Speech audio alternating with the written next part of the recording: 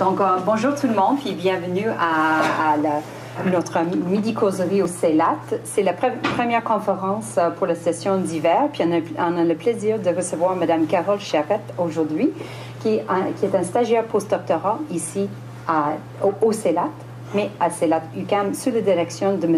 Daniel Arsenault. Mme Charette a fait ses études doctorales à l'Université Concordia sur l'enseignement des arts. Elle a reçu son diplôme en 2009. Elle a aussi fait une maîtrise en arts visuels ici à l'Université Laval. Elle a d'ailleurs étudié à l'Art Design Center College à Pasadena, au Californie. Madame Charette a été également chargée avec la coordination, l'organisation de plusieurs événements. Elle était commissaire de nombreuses expositions, seules et en collaboration au niveau national à travers le Canada et à l'international. Elle est active au sein de la Société des designers graphiques au Québec et elle a prononcé de nombreuses conférences sur le design graphique. Elle a des expertises de recherche utilisant des approches ethnographiques et des analyses comparées ainsi que l'observation participante. Aujourd'hui, Mme Charette parle de l'iconographie autochtone, un véhicule de transmission de la culture. La conférence va durer d'à peu près 40-45 minutes, suivie par une période de questions. Je te cède la parole. Bienvenue. Merci. Est-ce que vous m'entendez bien? Oui. Alors, merci d'être ici. Merci à Alison et à Célia pour l'invitation. Je suis très heureuse d'inaugurer cette série de conférences. Donc, vous avez eu un petit aperçu de mes antécédents, mon expérience. Donc, je proviens du secteur de design, principalement de design graphique ou de communication. Donc, l'idée de travailler sur l'iconographie autochtone est ni plus ni moins en lien avec mon expérience professionnelle et aussi en lien avec la recherche que j'ai faite au niveau de la maîtrise. Donc, d'emblée, je ne sais pas s'il y en a qui reconnaissent un petit peu cette photo. En fait, ceux qui ont voyagé pourraient peut-être la reconnaître. Ça ne vient pas du Québec. Ça a été pris dans la tour du Grand Canyon. En fait, c'était plus pour susciter un certain intérêt et un certain questionnement parce que c'est évidemment pas ce qu'on retrouve dans la recherche au Québec, là. Alors, les points que je vais aborder aujourd'hui, évidemment, il y a une grande partie de la conférence qui va traiter de l'aspect théorique de la recherche, donc l'introduction de la méthodologie, les objectifs, les défis. Et la dernière partie, en fait, va vous présenter certains éléments d'artefacts sur lesquels je travaille. Évidemment, il va y avoir une période de questions. À chaque fois que j'aborde un projet, que ce soit en recherche ou que ce soit au niveau du design, j'aime bien faire une carte conceptuelle. Donc, c'est une carte qui est très visuelle. Évidemment, je travaille comme designer, donc ça me permet d'avoir un coup d'œil global sur le projet, la question de recherche sur laquelle je vais travailler. Donc, ici, c'est vraiment divisé en 4. Vous voyez 4 sections de couleurs.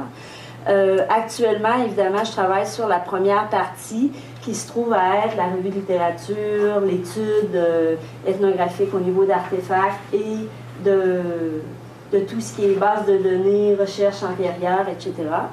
Le but, évidemment, c'est de pouvoir dresser un inventaire iconographique pour ensuite pouvoir développer des caractéristiques formelles, des paramètres fonctionnels pour pouvoir ensuite développer le lexique raisonné. Le but du projet, ça s'adresse principalement aux membres des communautés, aux nations. Actuellement, je travaille avec les Inuits de Nastoyache. Oh, j'ai perdu une boucle d'oreille. Excusez-moi, je me disais. Elle est peut-être dans mon... Enfin. Donc, c'est principalement les communautés qui vont s'en servir, que ce soit les animateurs au niveau des musées ou les enseignants à l'école. Comme vous pouvez le voir, cette carte-là est calquée, ni plus ni moins, sur un processus de création en design. Donc, il y a un aspect invention, un aspect recherche, des états de fait antérieurs. Et ensuite, il y a un aspect création et c'est en spirale. Donc, il y a un aspect spirale des deux côtés parce que le processus est en constante évolution, en constante modification et adaptation en fonction des données qui sont récoltées et des constats qui sont faits au fur et à mesure que la recherche avance. Alors, pourquoi faire une recherche sur l'iconographie autochtone. En fait, comme je vous l'ai dit, c'est en lien avec mes antécédents, donc mon expérience, ma formation, mais aussi des recherches ethnographiques que j'ai faites. Et aussi, ça fait à peu près 10 ans que j'ai commencé à m'intéresser au sujet. En fait, quand j'ai commencé à travailler comme chargée de cours à Chicoutimi, il y a une chercheure là-bas qui travaille depuis très longtemps sur le design d'objets autochtones, comme designer industriel et comme chargée de cours dans le département en design, en fait dans le département des arts visuels, mais au niveau des cours en design. Moi, je traitais principalement de la communication 2D, mais c'était en lien avec les autres cours. Donc, j'ai commencé à m'intéresser à ça et plus récemment, en intégrant un groupe de recherche et en travaillant sur les catalogues de cette chercheure-là, j'ai été en lien avec des membres des différentes communautés, des différentes nations, et il y a un sentiment commun qui ressortait de ça et qui a fait émerger la problématique sur laquelle je travaille. C'est une sorte de sentiment de perte de culture, un sentiment d'incapacité ou de difficulté à transmettre leur culture visuelle, notamment, parce que c'est l'aspect qui m'intéresse. Et en discutant avec eux, ils ont finalement réalisé aussi que l'aspect fonction, l'aspect signification, l'aspect communicationnel des éléments visuels décoratifs qui se retrouvent sur les artefacts, il y a très peu de gens qui connaissent la signification, qui sont capables d'en parler. Et comme la majorité des nations autochtones ont une transmission de culture qui est faite de manière orale, évidemment, ils ont très peu de documentation. Donc, c'est basé sur les recherches antérieures. On sait qu'il y a Speck, entre autres, Podoletsky-Weber, qui ont travaillé au début du 20e siècle, qui ont des documents très riches, qui nous renseignent sur les modes de vie, les philosophies, qu'est-ce qui existait à l'époque, mais c'est toujours d'un point de vue anthropologique, parce que la majorité des recherches qui ont été faites ont beaucoup été faites par des anthropologues, des ethnologues ou des archéologues.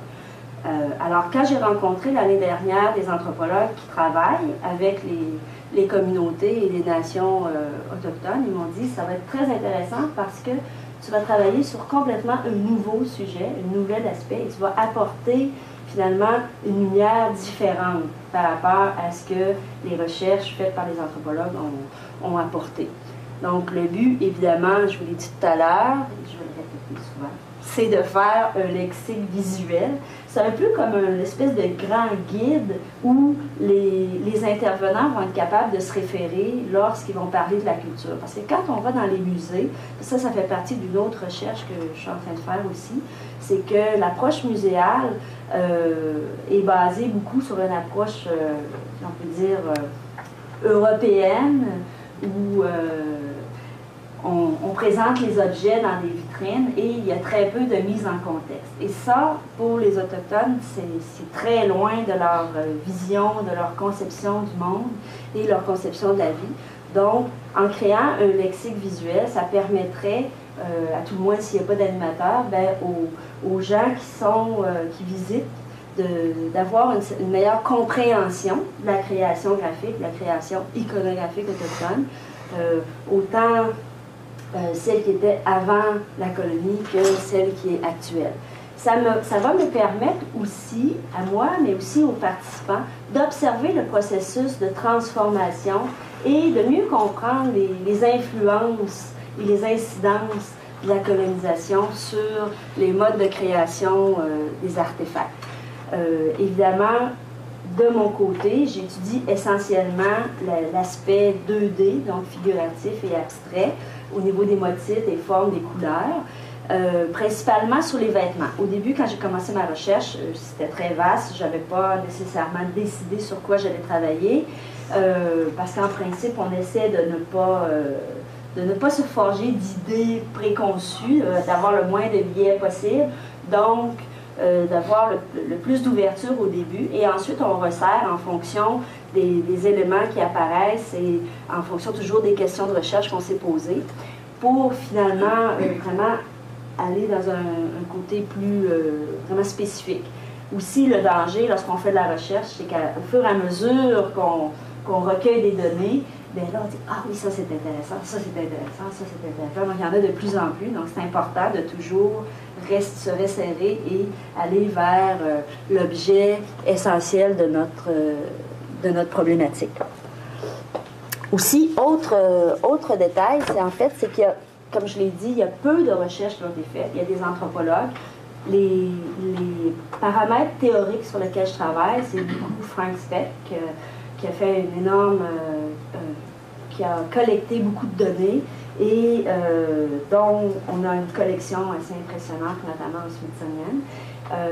Il y a plusieurs chercheurs actuellement qui travaillent au niveau de la rapatriement des artefacts parce qu'ils travaillaient dans l'Est au Québec, au Labrador, et il a fait l'acquisition d'un nombre impressionnant d'objets qui sont disparus parce qu'aujourd'hui, la difficulté, un des défis majeurs d'une recherche comme ça, en fait, c'est d'avoir accès aux artefacts. Et la problématique, c'est que, notamment, le design était basé sur les besoins essentiels. Donc, en haut, on a la pyramide de Maslow. Et on traite beaucoup, en fait, des besoins physiologiques à la base. Elizabeth Kane, dans son rapport de recherche en 2004, sans connaître la pyramide de Maslow, a élaboré, en fait, un principe qui était basé sur les 4 fonctions essentielles, donc se nourrir, contenir, transporter, retirer de la matière et se vêtir. Elle étudiait les objets comme designer industriel, donc l'ergonomie, le mode de fabrication, les savoir-faire. C'est certain que moi, je traite de ça, mais je vais traiter aussi beaucoup de ce qui est en haut de la pyramide de Maslow, parce que le besoin d'expression, l'affirmation de soi, la recherche identitaire, quand on parle d'éléments iconographiques, d'éléments de communication, c'est nécessairement tout en haut de la pyramide. Pour faire une mise en contexte, avant que j'aille plus loin, en fait, quand je dis qu'un design est basé sur les besoins essentiels, c'est que le mode de vie des Autochtones pré-colonie était basé beaucoup sur la vie en territoire et on fabriquait, on concevait des objets, on inventait des objets à partir de l'environnement immédiat, donc des ressources naturelles qui étaient à notre portée. Les peuples principalement nomades avaient des campements d'été et d'hiver. Donc, lorsqu'ils devaient se déplacer, il y a des objets qu'ils ne transportaient pas nécessairement parce qu'ils soient trop lourds, soit trop encombrants. Ils les laissaient sur place. Comme ils étaient faits de matières naturelles, biodégradables, écologiques, avant leur temps, avant notre temps en tout cas.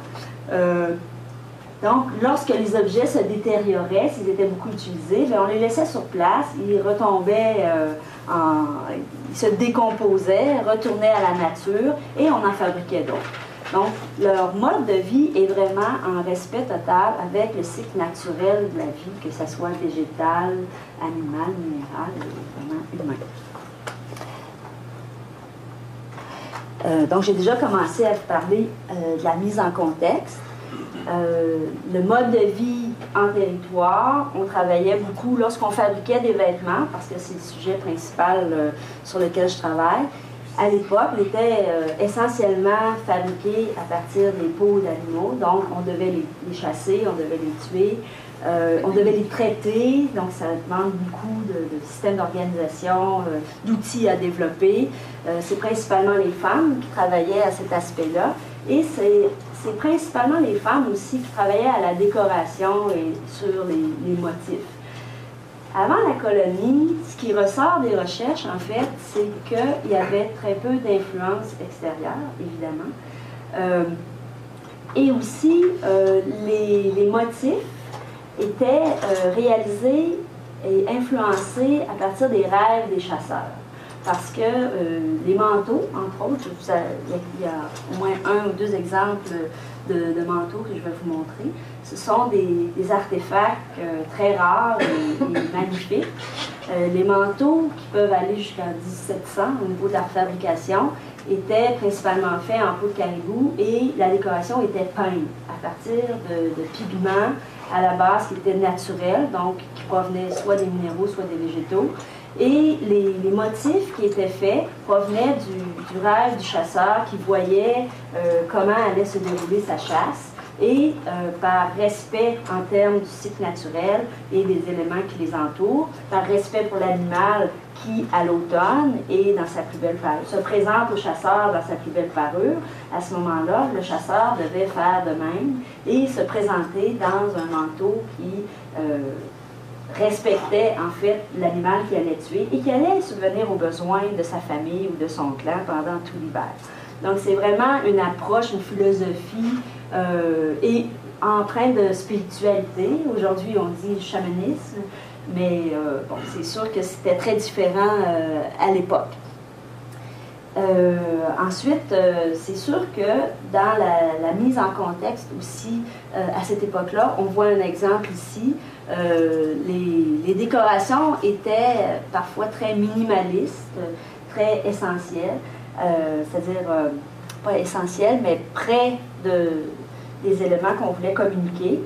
Il y a peu d'inscriptions, il y a peu d'informations qui nous renseignent en fait sur la fonction. Speck nous indique entre autres que la double courbe, il a fait une grosse recherche là-dessus, la double courbe, quand on parle de double courbe, elle est commune à toutes les nations, mais en même temps spécifique. C'était intéressant, ça c'est la base de mon travail. Il a vraiment fait comme une grille où il présente les différentes spécificités des éléments graphiques correspondant aux différentes nations, sauf qu'il nous donne très peu d'indications sur la notion communicationnelle. Il nous parle des formes, il nous parle des éléments graphiques, mais il ne nous parle pas de la fonction, l'usage, le contexte d'utilisation, et c'est ce que je vais tenter d'apporter. Il dit même que, selon lui, il y a très peu de symbolisme dans les décorations. Et il précise, en fait, que les Naskapi, entre autres, et les Inuits, ou ce qu'on appelait auparavant les montagnais, ont beaucoup de similarités dans leurs motifs, et que plus on se déplace vers l'ouest, moins, en fait, les motifs floraux, quand on va peut-être plus vers les Grands Lacs, sont très denses, sont très complexes, et plus on va plus loin dans l'ouest, ou si on va vers le Labrador ou les Maritimes, là on retrouve davantage de motifs géométriques. Si on regarde les Micmacs, entre autres, j'ai enlevé certains éléments de la présentation, là, mais les Micmacs ou les Indiens des prairies ont davantage des motifs qui sont géométriques que ceux qu'on retrouve au Québec, qui sont plus axés sur les fleurs.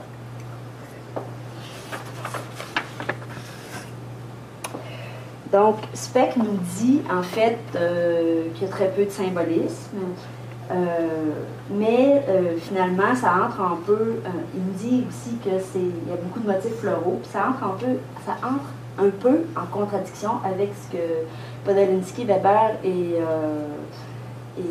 Don Burnham nous présentent, en fait, où il y a beaucoup d'éléments géométriques aussi.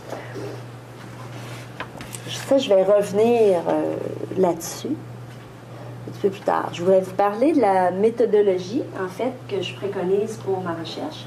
Il y a deux approches avec lesquelles je travaille. J'en ai parlé un petit peu lorsque j'ai expliqué ma carte conceptuelle.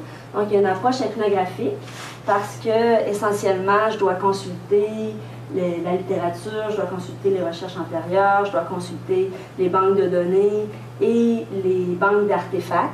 À partir de ça, évidemment, il y a une analyse préliminaire que je dois faire pour sélectionner, identifier, sélectionner les éléments avec lesquels je vais travailler. Et aussi, un autre aspect ethnographique, c'est des entrevues avec les gens qui connaissent ces artefacts-là, que ce soit les intervenants, les conservateurs ou même les artisans. Et cet aspect-là m'amène à travailler avec une approche que l'on dit participative. Pourquoi participative? En fait, c'est de plus en plus utilisé, notamment avec les communautés autochtones, parce qu'ils sont un peu tannés d'être objets d'étude. Ils se sentent un peu comme des rats de laboratoire, parce que les anthropologues, les ethnologues, les archéologues allaient là, récoltaient des données, les observaient, s'en allaient et redonnaient jamais rien, ou rarement. Ça, c'est ce que je me suis fait dire par les membres des communautés. Alors, lorsqu'on préconise une approche participative, c'est qu'on implique les membres des communautés, il y a un partage de connaissances, il y a un échange, et il y a une consultation, mais aussi une validation qui est faite.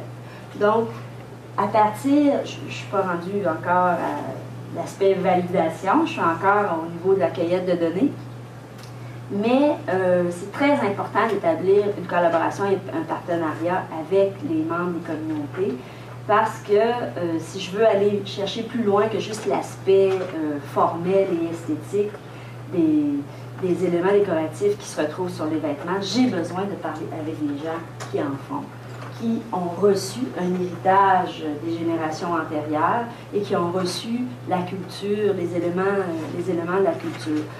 Et si je ne développe pas de niveau de confiance et de niveau de partenariat, et si je n'apporte rien à la communauté, bien, ces gens-là vont raconter à peu près n'importe quoi.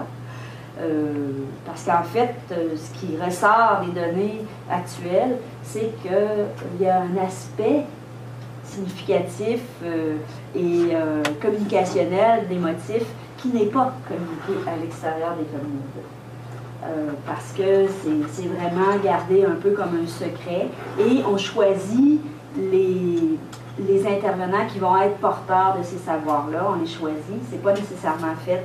À un moment donné, il y a des gens qui disaient « Ah, ça se fait de famille, hein, intergénérationnel dans les familles ».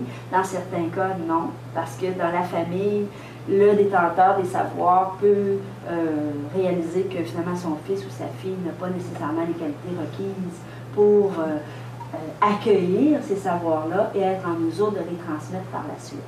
Donc, il y a de moins en moins de porteurs de savoir.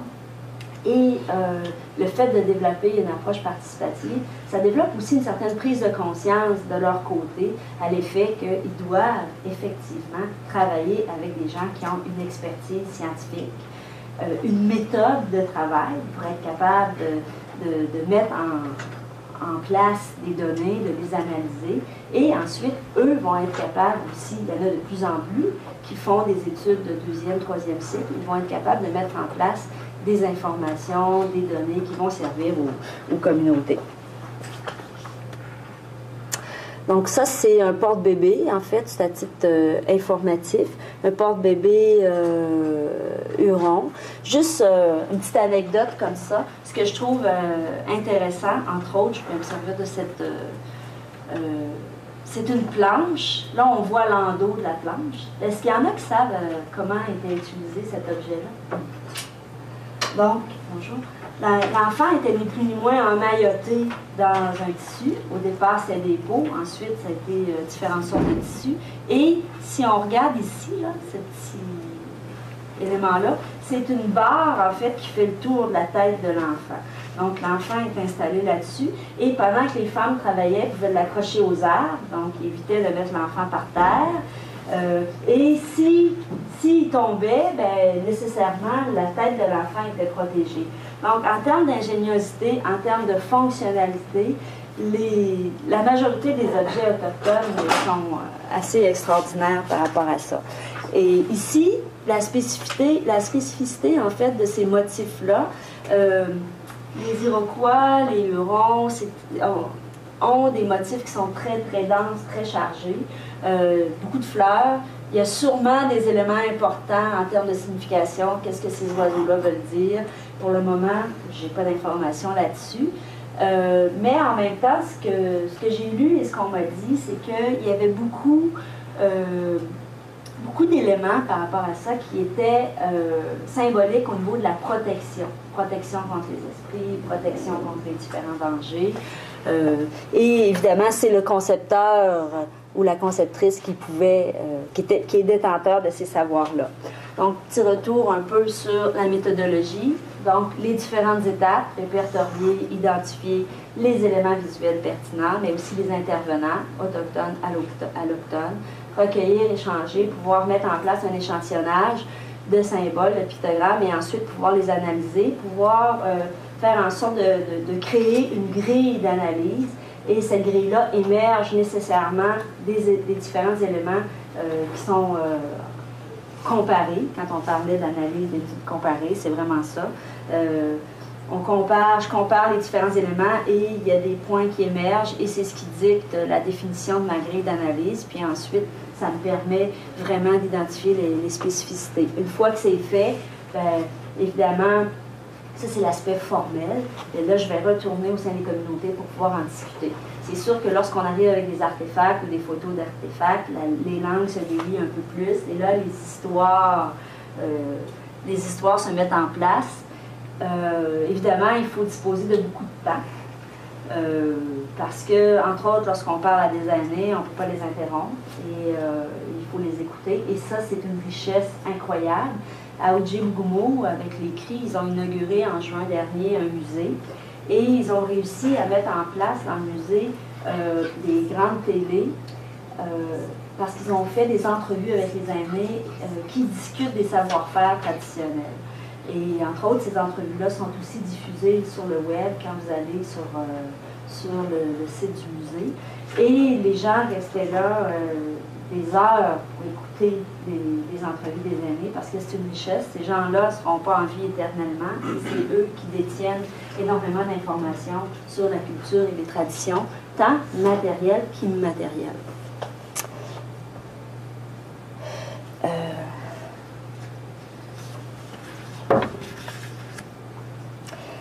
Alors, comme je disais tout à l'heure, Speck nous dit qu'il y a peu de certitude quant à la provenance initiale des artefacts. Je vais me permettre de le citer. C'est en anglais, mais je peux pouvoir quand même faire une petite traduction s'il y en a qui ne comprennent pas. What the origin and history of the double curve design may have been, it's unsafe to say. It occurs most abundantly and is most characteristic among the extreme northern and eastern Algonquin tribes. Donc, ça provient essentiellement des tribus algonquines. Since it is restricted to them as a fundamental motive, it may be regarded from two points of view.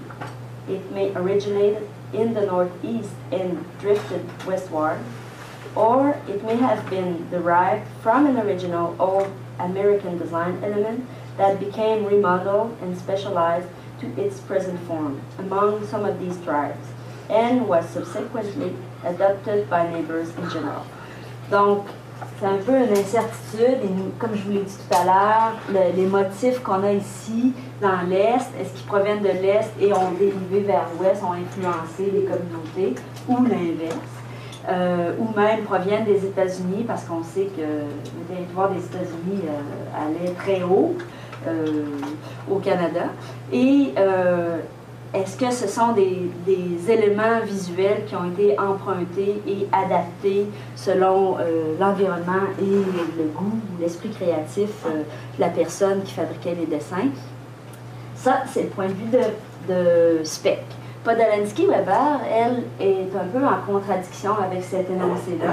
Dans ses notes d'entrevue avec des artisans publiées en 91, elle précise en fait que les concepteurs et les motifs sont demeurés presque intacts jusqu'au début des années 60. Ce que j'ai trouvé dans les écrits de Weber, en fait, c'est que souvent il y a des je dirais qu'il y a certaines contradictions, entre autres lorsqu'elle parle de ça, puis je vais citer une de ses citations par rapport à ça. Elle nous dit, elle a travaillé beaucoup avec les Naskapi du Labrador, de Terre-Neuve, et certaines parties, donc les Naskapi, c'est vraiment dans le nord, territoire du nord québécois, et elle nous dit qu'ils sont restés intacts, principalement, probablement, de par leur région éloignée, ils avaient moins de contact avec les Européens, donc ils ont pu conserver l'originalité, l'authenticité de leurs motifs. Par contre, elle nous dit que nonobstant le travail décoratif ou le travail de design qui était fait, la détérioration de la culture a débuté bien avant que les motifs soient influencés. Elle précise entre autres que les éléments iconographiques sont figuratifs, de plus en plus réalistes et influencés par les cultures européennes, mais également empreintes de symbolisme. Donc, j'ai pas beaucoup d'informations malheureusement au niveau du symbolisme jusqu'à maintenant. Elle nous parle beaucoup, elle, des contenants de bouleau, des motifs qui se retrouvaient sur ces contenants-là. Elle affirme en fait qu'il y a eu vraiment une influence importante après l'arrivée des colons, notamment parce que les colons se sont mis à faire la traite des fourrures et ont développé un marché commercial, se sont mis à commander des objets qui étaient pour eux exotiques, pas juste pour les colons vivants au Québec ou au Canada, mais aussi pour les Européens, les Britanniques, les Français qui avaient beaucoup d'argent, commandaient des vêtements, commandaient des artefacts qui étaient produits par les artisans d'ici et non seulement ils les commandaient, mais en même temps ils précisaient quel genre de motif ils voulaient avoir. Alors c'est sûr qu'il y a une influence majeure au niveau de tout ce qui est motifs floraux britanniques, William Morris entre autres, tout ce qui était en vigueur au début du 20e siècle et même avant, 19e. Donc il y a eu beaucoup d'influence. Weber relate dans une de ses entrevues que l'artisan disait qu'il y avait même des catalogues qui leur étaient prêtés où ils pouvaient puiser l'inspiration pour leurs motifs. Elle nous dit, entre autres, et je la cite, "Including floral patterns on them is merely sad evidence of her culture's complete breakdown in which the employment of certain roles." Là, elle parle d'une artisane qui s'exprime sur le travail de ses contenants, où, évidemment, il y a eu une influence majeure au niveau de sa culture. Et elle poursuit en disant « Simulate a language no longer understood or spoken ». Donc, aujourd'hui, quand je rencontre des artisans et je leur demande de me parler de certains des éléments décoratifs qui sont utilisés, tant par eux que par leurs collègues, très souvent, ils ne sont pas en mesure de me les décrire. Ils ne sont pas en mesure de me dire qu'est-ce que ça veut dire, comment ils étaient utilisés. Donc, c'est un des défis majeurs auxquels je fais face, c'est de trouver les personnes qui vont être en mesure de me parler de ça. Par contre, pour contredire Speck, elle nous dit qu'ils ont été en mesure d'identifier des vestiges qui expliquent pourquoi et comment ces motifs floraux, les designs floraux fonctionnaient dans le cadre d'un certain système. Donc, lorsqu'elle parle de système de valeurs lié à l'importance des rêves, à l'importance du système de protection, à la puissance des rêves, et aussi à l'importance de l'esprit, au respect des esprits, donc c'est très symbolique, les artisanes lui ont communiqué ces éléments-là. Donc, c'est toujours en référence aux forces naturelles et spirituelles, évidemment. Là, ça correspond vraiment à leur mode de vie de l'époque. Donc, les principaux défis, j'ai commencé à en parler. Établir, évidemment, une collaboration, un partenariat avec les nations. Trouver les intervenants qui vont être en mesure de collaborer avec moi. Récemment, je suis allée, entre autres, au Lac-Saint-Jean, au musée amérindien de Mastéache. Et il y a une étudiante de maîtrise qui vient de la France, qui travaille avec le musée et qui a fait des entrevues. Et là, elle se disait, est-ce que vos entrevues vont finalement répéter le même genre de questions? Parce que les gens de la communauté commencent à être pas mal tannés de se faire interviewer, de se faire poser les mêmes questions. Parce que les gens ne font pas nécessairement de recherche dans les données existantes. Et les données existantes ne sont pas nécessairement mises à la disposition des chercheurs. Et ce serait un travail colossal que de passer au travers des différentes entrevues. Mais je pense que c'est important de le faire pour savoir si on ne répète pas, justement, et s'il n'y a pas des données qui existent déjà. Et finalement, lorsque je leur ai expliqué le genre de questions que j'allais poser, ben, ils ont dit c'est très intéressant parce que ça ne s'est jamais fait. Et il n'y a jamais personne qui s'est intéressé à cet aspect-là. Donc, ils m'ont confirmé qu'ils allaient collaborer avec moi dans ce sens-là, qu'ils allaient vraiment même aller de l'avant et demander aux gens et me présenter pour faire en sorte de m'aider dans l'établissement de contacts et d'entrevues.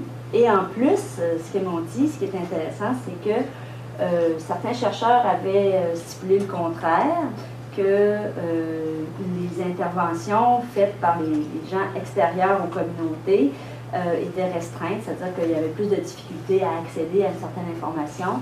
À Mastoyache, ce qu'on dit, c'est que lorsque c'est quelqu'un de l'extérieur de la communauté, qui n'a pas nécessairement de référence ou de connaissance à l'histoire, à la culture, mais là, les langues se délient et il y a des histoires auxquelles les gens de la place n'ont même jamais eu accès.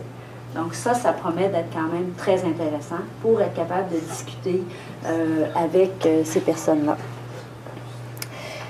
Autre défi, c'est que le territoire est très grand. Donc, il y a 11 nations plus les Inuits. Évidemment, là, je ne vais pas aller dans ce secteur-là. Ni même, je me suis restreinte. Donc, ce que vous voyez en noir, c'est les contacts que j'ai établis jusqu'à maintenant.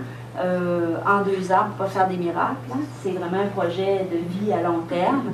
Les petits cercles bleus, en fait, c'est les musées. Puis il y en a un autre, en fait, à Mastoyache. Ces deux-là aussi ont des musées qui ont accepté de collaborer avec moi et avec lesquels j'ai accès aux artefacts. Donc, c'est déjà quand même assez intéressant. Donc, l'aspect théorique est pas mal passé. Ici, en fait, c'est vraiment les éléments visuels qui commencent à ressortir. Donc ça, c'est une photo qui provient en fait du magnifique livre de Dorothy Burnham. Elle, pendant qu'elle travaillait comme conservatrice au Royal Ontario Museum, elle a travaillé pendant 25 à 30 ans sur l'élaboration de ce volume-là. Elle travaillait au niveau, comme conservatrice au niveau des vêtements, avec son mari, entre autres. Et ils ont une collection assez impressionnante de manteaux de caribou. On les appelle souvent les manteaux Naskapi, mais ce que j'ai découvert, entre autres, celui-là, c'est un manteau Innu. Donc, toutes les nations, comme ils devaient s'habiller et que la matière première était les peaux, toutes les nations, toutes les communautés faisaient des manteaux qui étaient d'ailleurs très influencés, qui ont commencé à un moment donné au niveau de la forme, au niveau du design. On voit qu'ils ont commencé à être influencés beaucoup par les redingotes des soldats. Et il y a eu plusieurs anecdotes, en fait, que le conservateur du Musée canadien de l'histoire, m'a expliqué, entre autres, en me montrant les différents artefacts dans les réserves. Ce qui a attiré mon attention, en fait, là-dessus, c'est que c'est très géométrique. J'ai revu récemment au musée de Mastoyache et entre autres avec le prochain artefact que vous allez voir. En fait, c'est une œuvre très récente. Laurette Grégoire peint des cailloux, peint des roches et entre autres, elle utilise beaucoup de motifs. Donc, lorsque j'ai vu ça et que quand j'ai consulté les livres et eu accès aux artefacts des manteaux peints, je me suis dit, wow, est-ce que cet artiste-là a eu accès aux livres avant de faire ces motifs-là ou c'est des informations qui lui ont été transmises de génération? Je n'ai pas encore eu la réponse. Les agendas et la notion de temps étant très différentes, ça prend, j'espère pouvoir la rencontrer dans un avenir rapproché. Donc ça fait partie de l'étude en fait de Speck. Dans son analyse et sa cueillette d'informations, il a refait les différents motifs. Et comme je vous parle essentiellement des motifs Innu, en fait là on est en présence de 2 motifs différents, mais on a toujours la double courbe. Et ici, l'aspect floral, alors qu'ici, on est principalement confronté à un mix entre l'aspect floral et l'aspect géométrique. Lorsque j'ai parlé de la double courbe, parce que maintenant, au musée de Mastoyache, entre autres, tout le monde connaît les travaux de Speck, sans les connaître en détail, ils savent c'est qui, tout le monde parle de la double courbe, parce que Speck nous dit que dans toutes les nations, c'est un élément graphique qui est commun. Mais lorsque je parle avec des artistes contemporains, eux me disent, ben, c'est évident, ça vient de notre environnement, c'est la fleur de bleuet.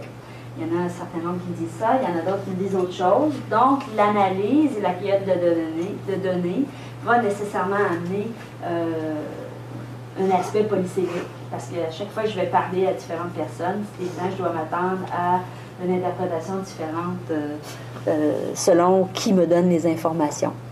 Donc, ce qui est intéressant, c'est 1914, ici, exactement le même motif.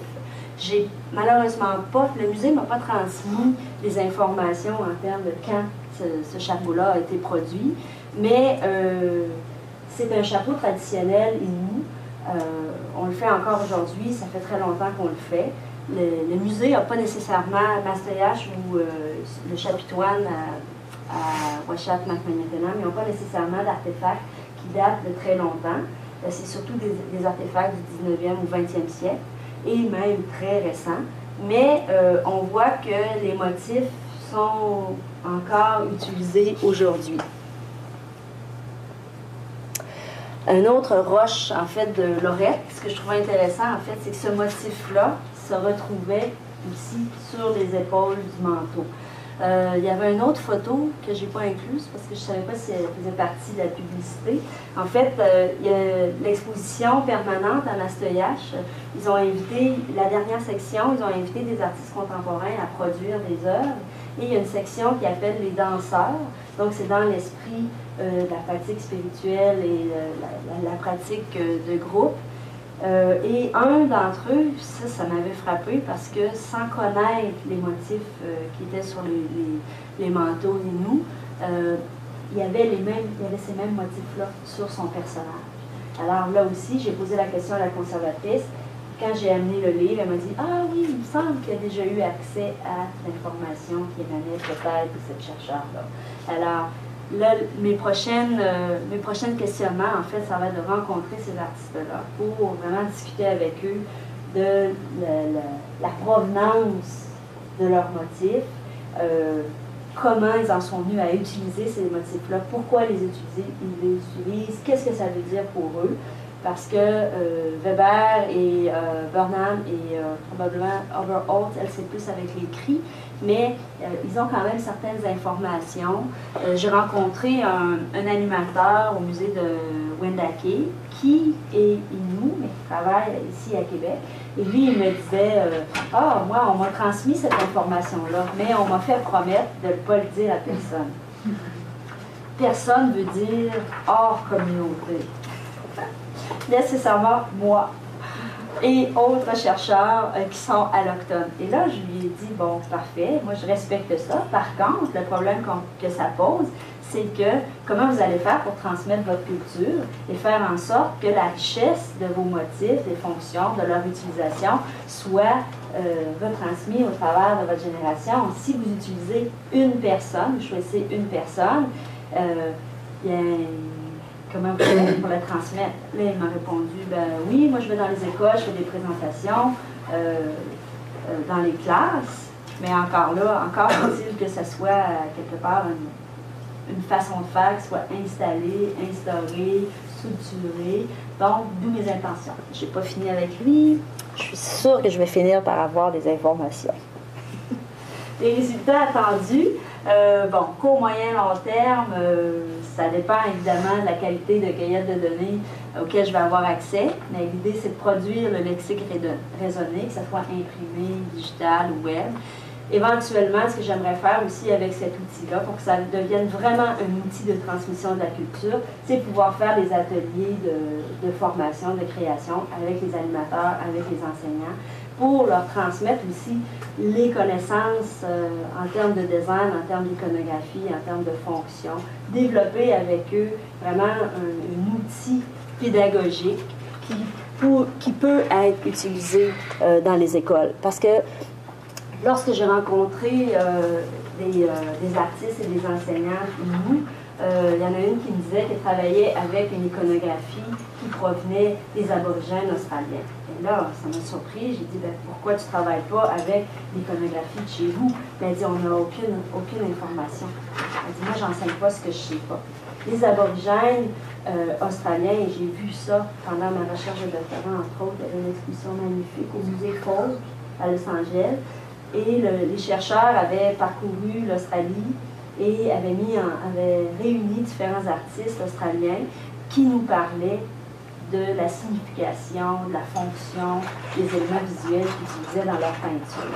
Donc ça, c'était très riche en termes d'iconographie. Il y a un parallèle à faire pour moi, éventuellement, avec les autres cultures externes au Québec, que ce soit aussi au niveau du Mexique. On sait qu'ils ont développé une grande compréhension au niveau de leur alphabet, au niveau de l'usage communicationnel qu'ils font avec les éléments picturaux qu'ils mettaient sur leurs fresques. Donc ça, c'est intéressant. Ici, malheureusement, on a très peu d'informations par rapport à ça.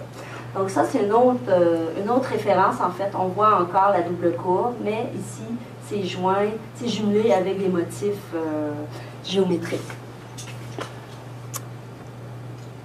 Les crédits photo, une autre petite image qui présente encore les motifs, mais là, on voit que c'est vraiment des objets contemporains parce que la matière a changé. Ce que ça me fait voir aussi, un des éléments de ma recherche, en fait, c'est de voir les éléments d'influence et la transformation. Ces sacs-là, auparavant, auraient été faits en peau, alors que maintenant, ils sont faits en coton. Ça a été une influence majeure. Aussitôt qu'il y a eu la colonie, ben, les matières premières ont changé. Là, je n'ai pas d'image où on voit les motifs à la base. Ils étaient faits à partir de poils de porc-épic et de poils d'orignal, qui étaient traités, qui étaient teints à partir de pigments végétaux minéraux. Le processus était très long et ça demandait un savoir-faire extraordinaire pour être capable de faire les petites fleurs. Il y avait des détails incroyables en termes de motifs, faits brodés à partir de toiles. C'est évident que lorsque les matières premières ont changé, les colons sont arrivés, il y avait du fil de couleurs. Wow! On a accès à une multitude de couleurs. On n'a pas besoin de traiter la matière première. C'est plus rapide. On peut être, en un certain sens, un peu plus créatif, un peu plus libre. Donc, dans le haut de la pyramide de Maslow, on voit qu'il y a un sentiment d'affirmation de soi aussi qui passe par là. Et pour répondre aux besoins commerciaux et aux demandes de la quantité de produits réalisés, c'était beaucoup plus rapide, facile et rapide. Autre élément aussi, là, ça c'est du fil de couleur, mais il y a eu aussi les perles de verre et maintenant en plastique, qui remplaçaient en fait les coquillages. Les nations travaillaient beaucoup avec les wampum, qui étaient finalement un peu comme des ceintures, qui avait une symbolique au niveau des motifs, au niveau des couleurs. On mettait aussi de la couleur sur ces coquillages-là. Et c'était une façon d'échanger et de présenter le respect entre les différentes nations. Et ces perles-là étaient aussi utilisées sur les vêtements. Lorsqu'on a amené des perles de verre, c'est évident que ça l'a remplacé aussi. Il y en avait différentes grosseurs, donc ça l'a remplacé les poils de porc-épic et d'orignal. Ça fait partie, ni plus ni moins, de l'influence. Je termine, en fait, en vous montrant la couverture du livre de Dorothée Burnham, qui présente un manteau Nascapi. Donc ça, c'est un des trésors au niveau du design d'objets. On voit que, évidemment, le design est très influencé de la redingote des soldats, parce que c'est cintré, c'est très évasé, donc ça leur permettait de courir. Versus les manteaux qu'on a aujourd'hui qui sont beaucoup plus droits. Donc, ça correspondait quand même à la fonction qu'ils avaient de se déplacer.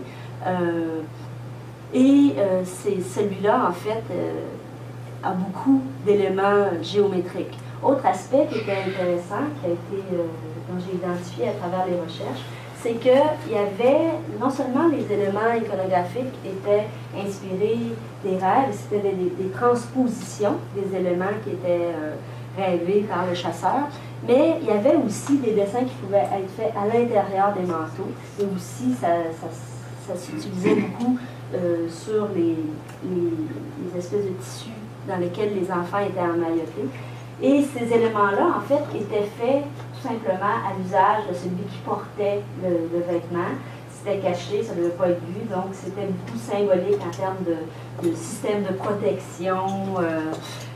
Bon, ils n'ont pas élaboré là-dessus, mais ça, c'est un autre aspect sur lequel je vais tenter de découvrir plus d'informations. Le directeur du musée, Roger Brumeau, Je ne sais pas s'il tentait de me décourager ou il m'a dit bonne chance parce qu'il y a très peu d'objets pré-colonie et c'est un fait. Principalement, comme je l'ai dit tout à l'heure, il était biodégradable, il les laissait sur place, les peaux se décomposaient, donc on a retrouvé très peu d'éléments identifiables. Alors, je pense que je suis dans mes temps. Oui. Donc, merci.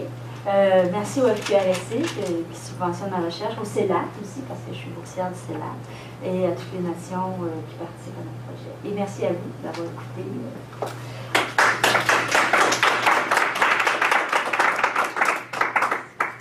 Donc, merci Carole pour cette belle